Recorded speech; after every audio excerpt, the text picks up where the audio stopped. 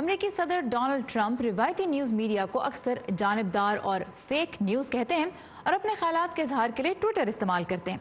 लेकिन अब सदर ने सोशल मीडिया प्लेटफॉर्म्स पर भी जानिबदारी का इल्ज़ाम आयद कर दिया है। सदर ट्रंप के मुताबिक इन प्लेटफॉर्म्स पर भी इजहार की आज़ादी की सूरत हाल तशवीशनाक है। तफसीलात के लिए हम चलेंगे इरम अब्बासी के पास। इरम, ये बताइए कि सदर डोनाल्ड ट्रंप तो अपनी ट्वीट्स के लिए दुनिया भर में जाने जाते हैं, अब इन प्लेटफॉर्म से उनको क्या शिकायत है, क्यों नाराज़ है वो? जी बिल्कुल सारा, गुज़िश्ता रोज़ ही वाइट हाउस में जब एक प्रेस कॉन्फ्रेंस हुई तो एक सहाफ़ी के जवाब में मिस्टर ट्रंप ने कहा कि सोशल मीडिया प्लेटफॉर्म्स ख़ासतौर पे ट्विटर और फेसबुक जो है वो रिपब्लिकन्स या क़दामत पसंद नज़रियात को दबाने की कोशिश कर रहे हैं। और इसी से एक रोज़ पहले जो है उन्हीं के साथी अहम रिपब्लिकन डेविन न्यूनेस ने ट्विटर के ख़िलाफ़ मुकदमा दर्ज किया है और उनका मौक़िफ़ ये है कि ट्विटर ने उनके ख़िलाफ़ जो इंसल्ट आई है ट्विटर पर उसको हवा देने में अपना किरदार अदा किया है। मज़ीद जानते हैं इस रिपोर्ट में। गुज़िश्ता रोज ब्राज़ील के सदर जेयर बोल्सोनारो के हमरा एक प्रेस कॉन्फ्रेंस में सदर ट्रंप ने कहा कि वो ट्विटर और दूसरे सोशल मीडिया प्लेटफॉर्म्स के जरिए 100 मिलियन या 10 करोड़ से ज्यादा लोगों तक रसाई रखते हैं और वो इस तवज्जो का फायदा भी उठा रहे हैं। Political and transparency reports Facebook और गूगल पर सियासी इश्तहारात की शफाफियत की खातिर तरबियत दी जाती है। उनके मुताबिक तमाम डेमोक्रेटिक उम्मीदवारों के मुकाबले में सदर ट्रंप के दोबारा इंतखाब की मुहिम के लिए गूगल और फेसबुक पर इश्तेहारात के लिए अब तक दुगनी रकम लगाई जा चुकी है।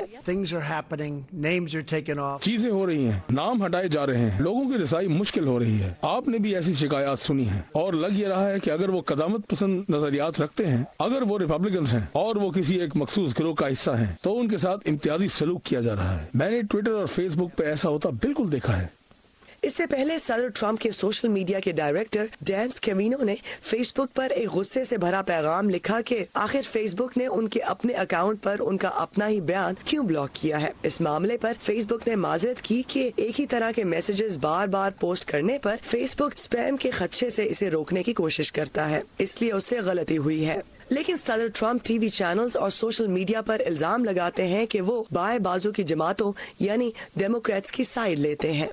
The people are smart. लोग समझदार हैं, वो जानते हैं उन्हें जो भी मालूमात मुहैया की जाती है वो उसे सुनते हैं और देखते हैं और फिर सही मालूमात की तरफ जाते हैं। ये बहुत बहुत खतरनाक सूरत हाल है, इसलिए मेरे ख्याल से मैं मुत्तफिक हूँ कि इसे गौर से देखना पड़ेगा। Has to be looked at very closely.